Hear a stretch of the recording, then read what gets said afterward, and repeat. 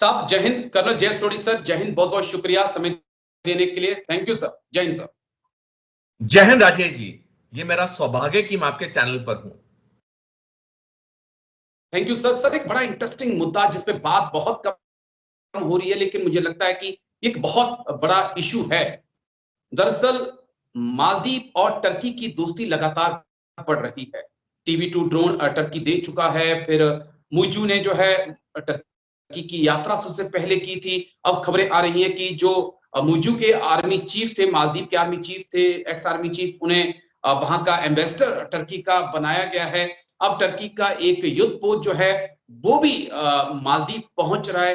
खबरें यहां तक चल रही हैं कि टर्की एक मिलिट्री स्टेशन मालदीव में बनाना चाहता है। मालदीव के सैनिकों को वो ट्रेनिंग भी देना चाहता है। क्या पाकिस्तान, चीन, मालदीव और साथ में टर्की मिलकर क्या मालदीव को अपने साथ लेकर भारत के खिलाफ कोई बड़ा खेल खेल रहे हैं सर, जिसे हम समझ नहीं पा रहे? राजेश जी, तुर्की और मालदीव के कूटनीतिक रिश्ते 1979 में शुरू हुए थे और उसके बाद पहली बार तुर्की के किसी प्रधानमंत्री ने 9 फरवरी 2005 को मालदीव का दौरा किया और वो प्रधानमंत्री एर्दोगन थे, जो आज भी तुर्की के प्रधानमंत्री हैं।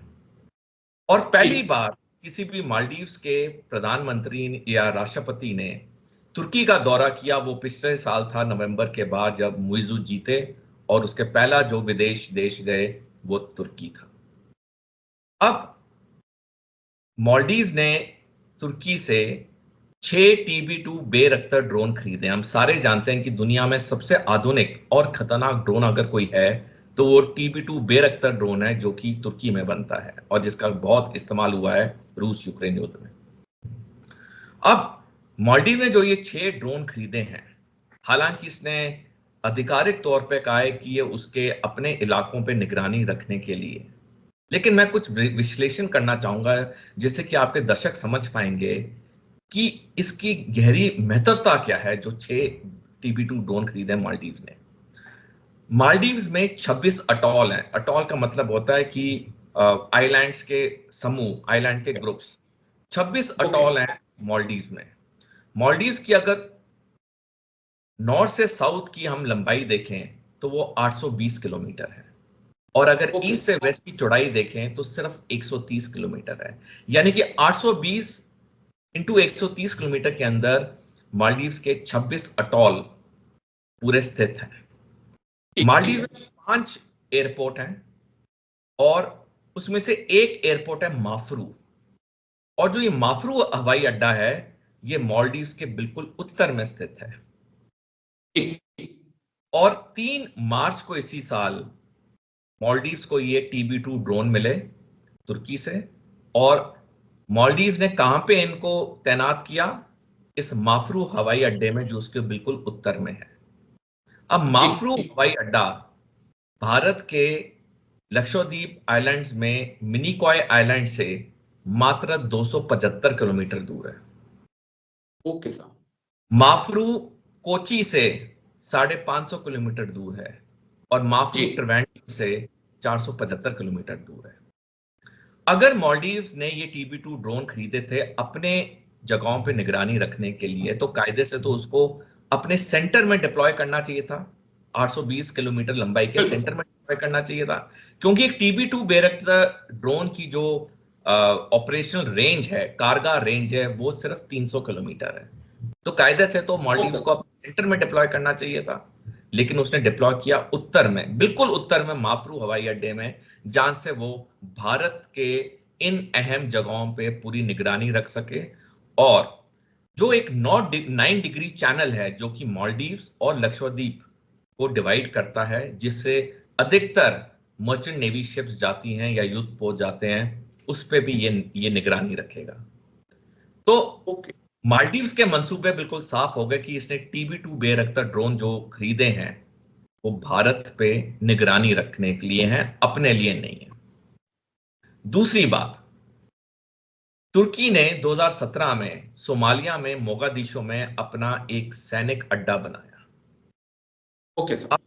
तुर्की चाहता है कि वो मालदीव में भी एक फुट होल्ड मिल जाए उसे एक सैनिक अड्डा यहां बनाए, अगर औपचारिक तौर से नहीं तो ऐसे रिश्ते रखे कि जब भी उसके युद्धपोत या समुद्री जहाज चाहें वो मालदीव जाके डॉक हो सकते हैं। ठीक अब है। तुर्की ऐसा क्यों कर रहा है? तुर्की की दिलचस्पी इंडियन ओशन में क्यों है? तुर्की की दिलचस्पी इंडियन ओशन में इसलिए है क्योंकि तुर्की उस समूह का हिस्सा है जो कि दुनिया के लिए खतरा बन रहा है, और यह समूह है रूस, चीन, उत्तर कोरिया और ईरान, जिसकी पुष्टि ओके। इसी साल 17 जनवरी को 2024 को जी। यूनाइटेड किंगडम के डिफेंस सेक्रेटरी ग्रांट शैप्स ने की, जब उन्होंने बयान में कहा कि अगले 5 साल में और नए युद्ध के मोर्चे खुलेंगे, उनके पीछे 4 ही देश होंगे, रूस, चीन, उत्तर कोरिया और ईरान। और इस 4 देशों के समूह को पूरा समर्थन दे रहा है तुर्की और पाकिस्तान जैसे देश। तो ये पूरा एक बड़ा गेम प्लान है जो कि भारत को घेरने के लिए है, इंडियन ओशन पे कब्जा करने के लिए है, क्योंकि तुर्की का जो लॉन्ग टर्म प्लान है वो जी। है तुर्की कैलिफेट बनाना चाहता है। हम सारे ओके। जानते हैं पहले विश्व युद्ध से पहले तुर्की तुर्की के नाम से नहीं जाना चाहता था, ऑटोमन एम्पायर के नाम से जाना चाहता था। ऑटोमन एम्पायर का यूरोप में बहुत बड़ा नियंत्रण था, लेकिन पहले विश्व युद्ध में ग्रेट ब्रिटेन और फ्रांस जैसी शक्तियों ने ऑटोमन एम्पायर को गिराया, जिसकी वजह से तुर्की में लोकतंत्र आया, और फिर तुर्की एक नए देश के नाम पे जाना गया जिसे टर्की तो कहते हैं। जी सर, 2-3 पॉइंट जो मैं अलग अलग एंगल से आपसे समझना चाहूंगा। क्या ये जो डील हो रही है टर्की और मालदीव के बीच में, इसके पीछे हम बीजिंग की भूमिका देख सकते हैं कि बीजिंग के कहने पे सब कुछ हो रहा है? और क्योंकि बीजिंग और मालदीव के बीच में भी फ्री डिफेंस डील हुई है। और एक पॉइंट और सर, पाकिस्तान की आर्मी TB2 ड्रोन को लगभग 3 साल से 4 साल से ऑपरेट कर रही है।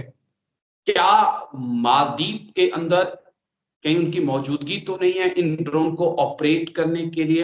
इस पॉइंट को भी थोड़ा हम क्लियर करिएगा, क्योंकि इतनी जल्दी हमें कहें कि मालदीव खुद ही TB2 ड्रोन को ऑपरेट कर लेगा तो मुझे लगता है कि ये अतिशयोक्ति हो जाएगी।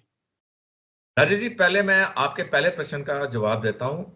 चीन 100% इस मालदीव्स और तुर्की की नजदीकियों के पीछे, क्योंकि चीन के मंसूबे बहुत क्लियर है, हम सबको कई बार आपके चैनल पे हम डिस्कस कर चुके हैं।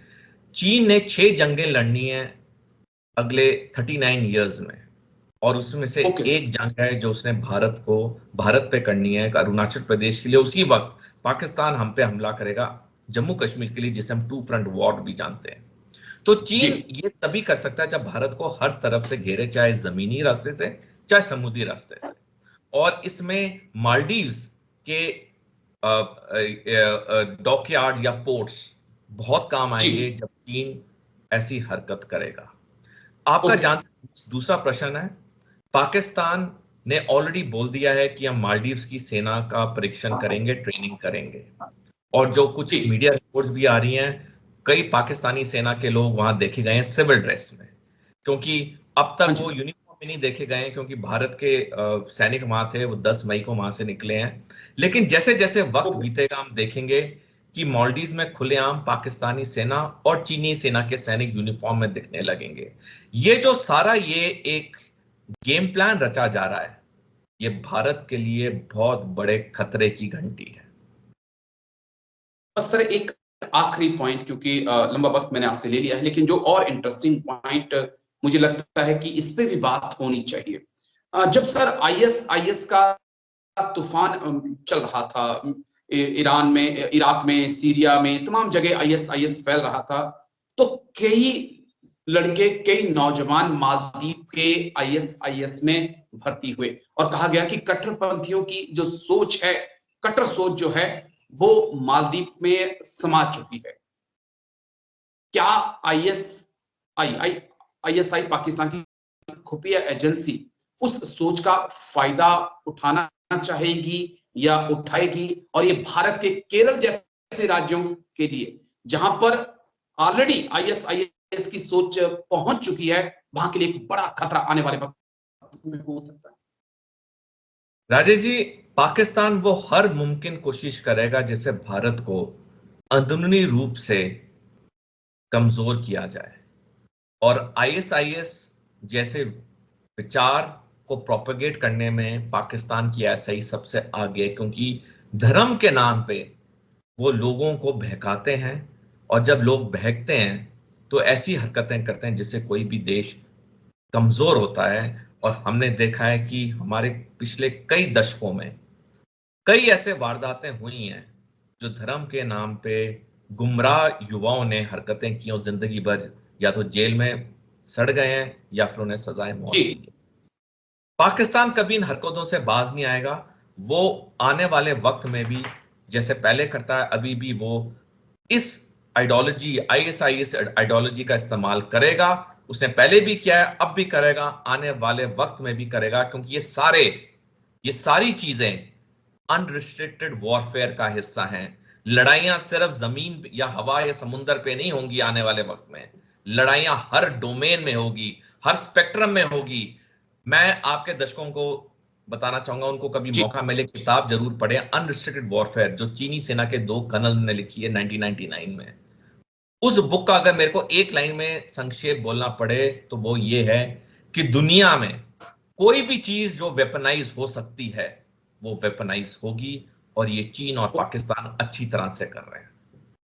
बस सर, मेरे को क्योंकि आज जाते जाते एक आखिरी पॉइंट और दिमाग में आ गया, सवाल आ गया, मुझे लगा आपसे 1 मिनट में मैं उसका भी जवाब दे दूं। सर, जिस प्रकार से मालदीव के अंदर चीन और टर्की पहुंचे, पाकिस्तान पहुंच रहा है, क्या आपके जो तमाम परीक्षण होते हैं मिसाइलों के, जो टेस्ट होते हैं आपके हथियारों के, वो लगभग साउथ में ही होते हैं, तो क्या उस पर भी एक नजर बनाने की कोशिश है सर? राजेश जी, खुफिया जानकारी प्राप्त करने के लिए कई स्रोत होते हैं, चाहे वो जी सैटेलाइट हो, चाहे वो रिसर्च समुद्री जहाज हो, चाहे TB2 जी ड्रोन हो, चाहे ह्यूमन इंटेलिजेंस हो। तो क्योंकि सारी चीजें मिलके ही किसी देश को दूसरी देश की खुफिया जानकारी देती हैं, तो उसमें से ये को रूल आउट करना बिल्कुल ठीक नहीं रहेगा, क्योंकि ये भी एक तरीका है भारत के ऊपर निगरानी रखने का। क्योंकि जैसे मैंने आपको थोड़ी देर पहले बताया कि जो माफरू हवाई जी अड्डे की जो दूरियां हैं वो भारत से ज्यादा दूर नहीं है, और भारत के जो अधिकतम मिसाइल टेस्ट होते हैं या बे ऑफ बंगाल या अरेबियन सी में होते हैं। हम्बर टोटा ऑलरेडी चीन के कब्जे में है, कॉक्स बाजार बांग्लादेश जी चीन के कब्जे में है, ग्वादर तो है ही है, अभी लामू अटॉल में भी हरकतें देखी गई, माफरू में TB2 ड्रोन तैनात हो गए, और ये म्यांमार के कायफुक्यू द्वीप में चीन का अड्डा बन गया। तो ये सारी चीजें चीन का एक जरिया है, स्रोत है भारत के मिसाइल टेस्ट पे निगरानी रखने के। जी चलिए चलिए, बहुत बहुत शुक्रिया कर्नल जयंत सोढी सर, बहुत बहुत शुक्रिया इतनी बारीकी से समझाने के लिए सर। Thank you. जय Hind sir, thank you sir.